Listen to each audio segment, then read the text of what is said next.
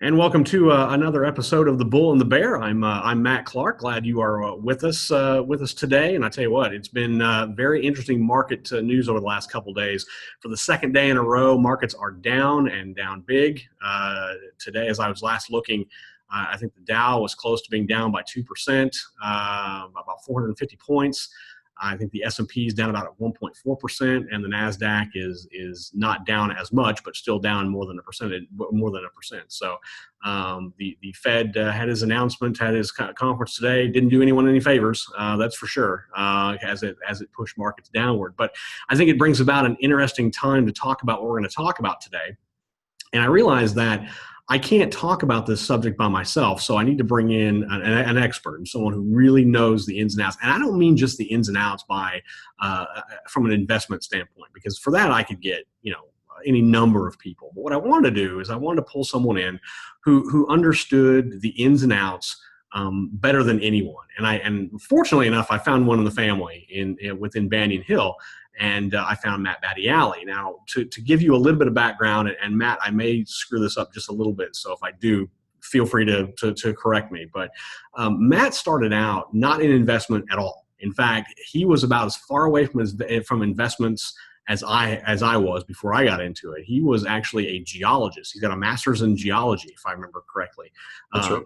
And then he parlayed that into investment. He started working with a very prominent professor of finance and just jumped right in, got into it, and now through his services, and I'll let Matt talk about those services as well. He's able to provide solid financial information and advice specifically geared towards precious metals, towards oil, towards natural resources. And I tell you what, if now is not a better time to talk about things like gold, I don't know when it will be. So with that, I want to bring in Matt Badiali with Banyan Hill Publishing. Matt, first off, welcome. Thank you for joining. I know Thanks for having me. It's a hectic time, man. It's busy. The markets aren't giving anyone a break, that's for sure. I mean, we started off the week on a nice high positive, and then yesterday towards the close, it just started to downfall. Things look good this morning with futures. Futures were up, or at least somewhat flat. And then the Fed chair came out and said that there's risks ahead and it may not get any better. He did, however, dissuade against using negative rates, which could be much to the chagrin of some others.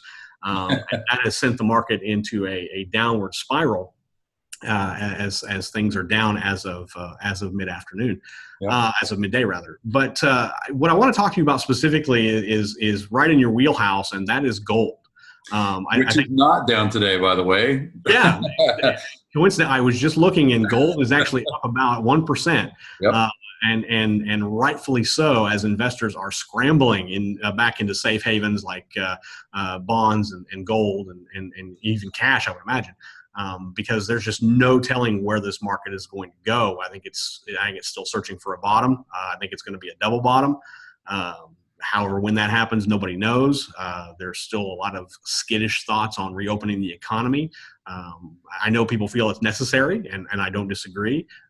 But there's an important health factor at play here, and opening too quickly may do well in the short term, but could wind up being devastating in the long run. So we've got to just be very cautious about how we do it. That all aside, one thing that I noticed, and I actually did a story about this earlier this week for Money in Markets, was gold mining stocks.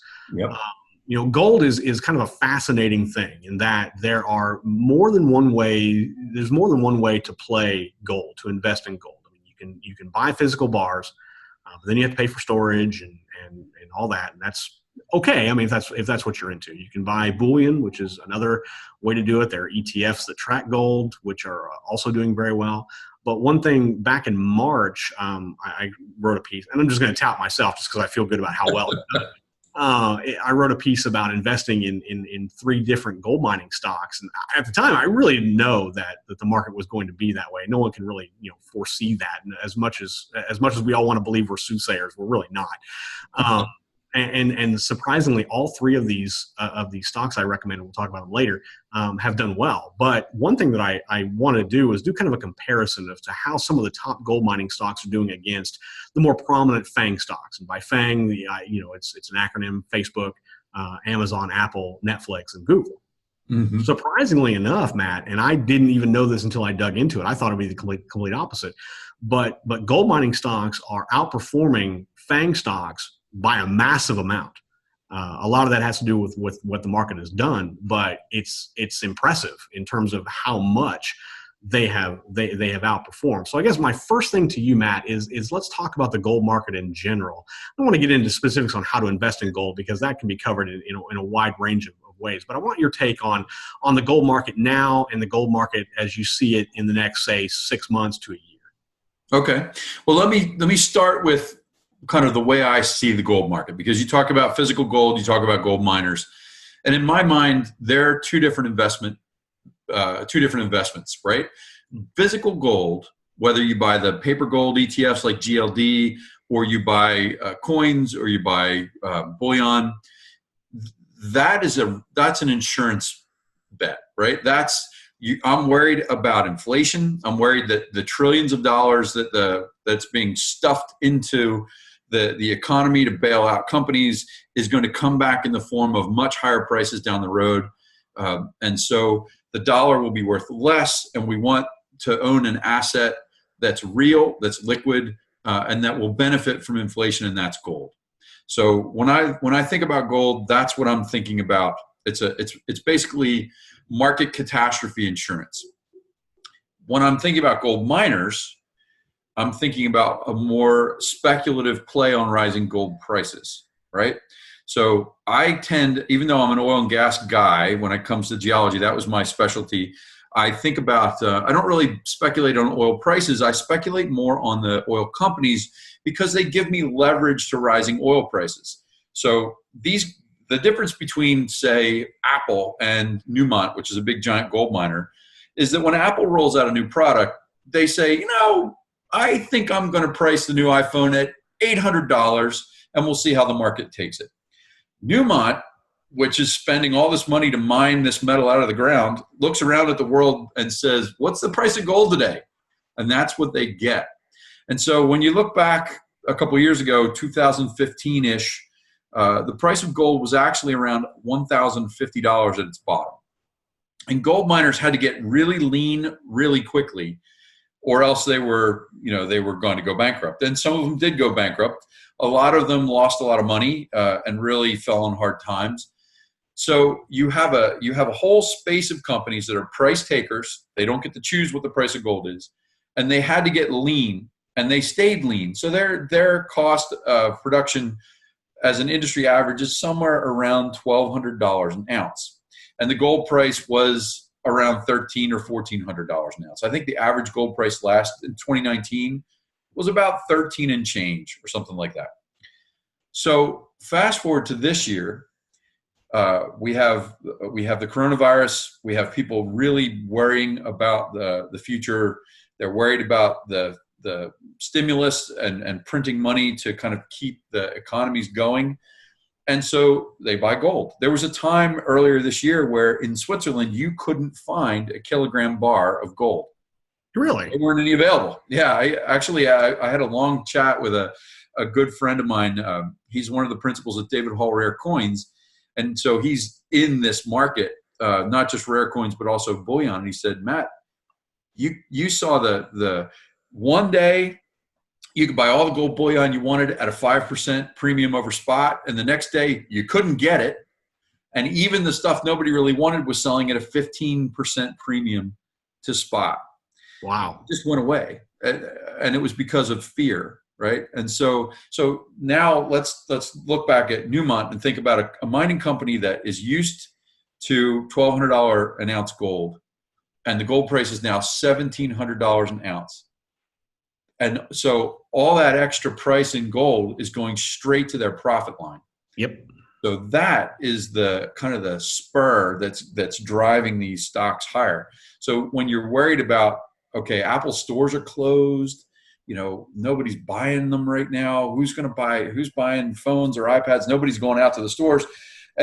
So that's on one hand, so that's your FANG stocks. And on the other hand, you have these gold miners that have been absolutely paupers for the last few years. And they're getting this gift, this windfall of an extra $300 or $400 an ounce of stuff that they were going to produce anyway. So that's where that's kind of the rocket engine that has driven these guys higher. And it's done well. I just to kind of go back and look back in March. I think it was March. I want to say March 6th is when I initially made the recommendation, and I picked out three stocks, three gold miners specifically, and I picked out Barrick Gold, I picked out Newmont, and then I picked out Franco-Nevada. Now, first, as an aside, initially when I was looking at this, I was looking at Goldcore, but then as a point of fact, Newmont bought Goldcore, so that kind of nullified it. Right now, as of yesterday, I'll say yesterday because I haven't looked today. Since we recommended, including the 7 cent per share dividend for Barrick Gold, it's up 38%.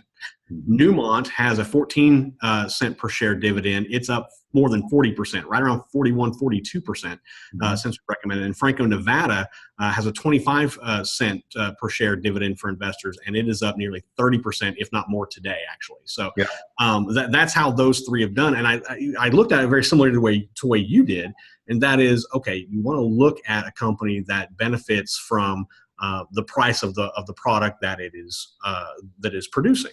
And I saw gold, and I thought, okay, at that time the market was kind of trending. It was trending downward. Obviously, it was right after the drop in February, but it was going to get worse later in March. And I realized that these gold mining companies are doing just what Matt says. I mean, they have been running lean and mean for about 3 or 4 years, seeing very little of their profit line when gold was $1,300 an ounce or $1,200 an ounce, even lower. You're looking at maybe $100 per ounce profit. But now with gold at $1,700 pushing $1,800 at this point, now you're looking at a profit margin of $500 to $600 an ounce, and that's massive. And investors are understanding that. So not only are gold mining stocks good to invest in to invest in gold, but they're also good to invest in for companies, especially in times like this when gold prices are moving forward, when the rest of the market is taking a downward turn. And the other benefit is that the gold mining stocks aren't really that expensive. I mean, we're not talking about $2,000 for Amazon. I think at the time, the most might have been Newmont, I think at the time, might have been the highest price of the three, and it was under $100 a share, if I remember correctly. So, for an investor, whether you're beginning or even if you're seasoned, and you're maybe looking to just kind of dip your toe in the market a little bit in terms of gold, price wise, it's great. And I'm bullish on dividends. And all three of these companies pay dividends, which is great. And they're not just dividends, like they're not just one off. They're not using their newfound profits to bolster higher dividends in order to entice their shareholders. These are pretty solid, consistent dividends that have held even the times when they were lean. They've increased slightly, but not by much. So that tells me that this is a company that is good for the long haul.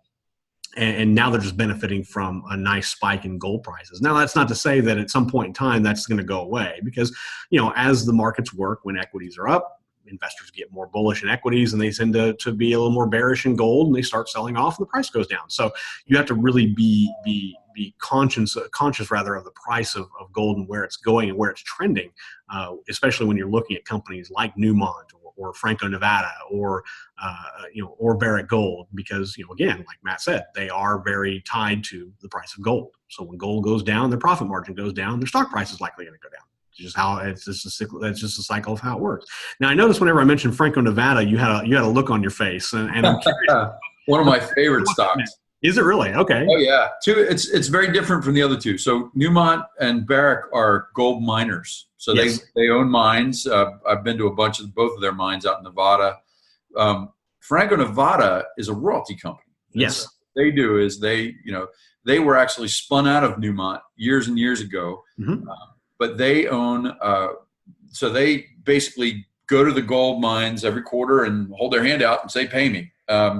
And they get paid before the costs come out of the mine, before the miners get paid. These royalties come off the top, And it's a wonderful business model because they have very little overhead and they're really profitable. And so when you have a price move in gold like this, where you go from $1,300 an ounce to $1,700 an ounce, Franco-Nevada's profit margin rips. So I really like that company a lot. Yeah, and I looked at it and I was skeptical at first because I didn't quite understand the concept of royalties on gold. But then I drilled deeper into it and I realized that comes off the top. It's not royalties after profit. It's royalties. It comes directly off. Mm-hmm. And I thought, okay, that's a good model. That is a solid model if you're investing in gold. Or something of that sort, than a company like Franco-Nevada, which has not necessarily been the most profitable of the last couple of years, it stands to be when gold jumps. So, Matt, in closing, I'll ask, what do you foresee gold doing? Are we going to see $2,000 an ounce in the next year or so, 5 years? Do you see that? I think so. Yeah, I think you're going to see.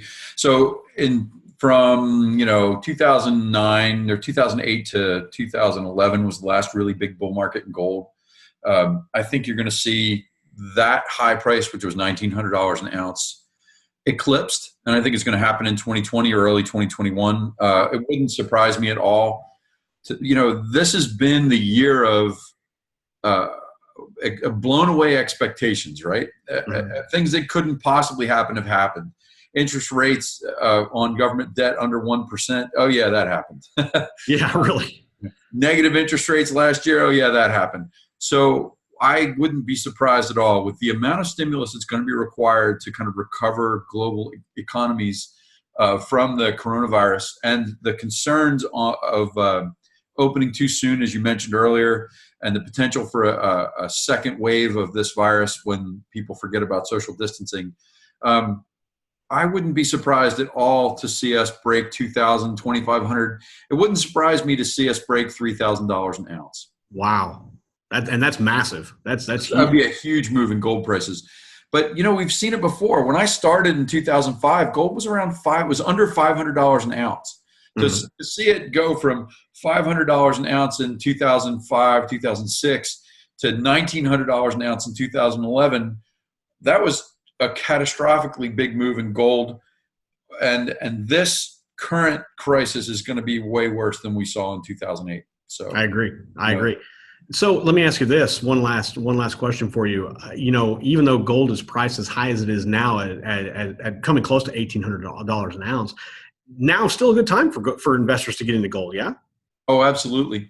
The market's been so beaten up for so long that. While we're seeing these stocks move, they're not even near their 2011 highs. So I really think that this is a great time for investors not to be intimidated by the moves that have already happened. Because as we said, as the gold price goes up, these companies are going to make more and more money.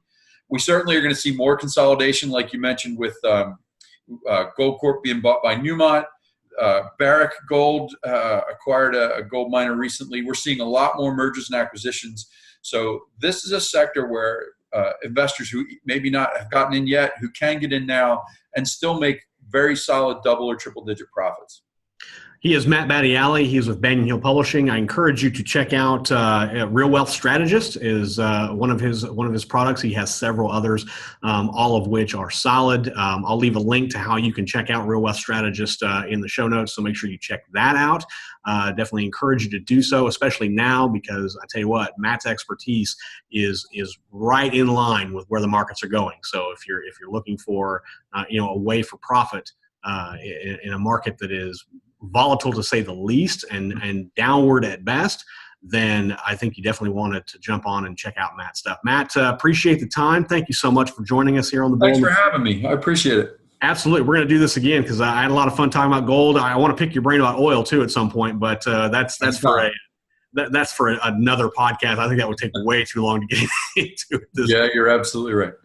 He's Matt Badiali. I'm Matt Clark. You've been listening to the Bull and the Bear, a Money and Markets podcast. Until next time, have a great rest of the week and safe trading.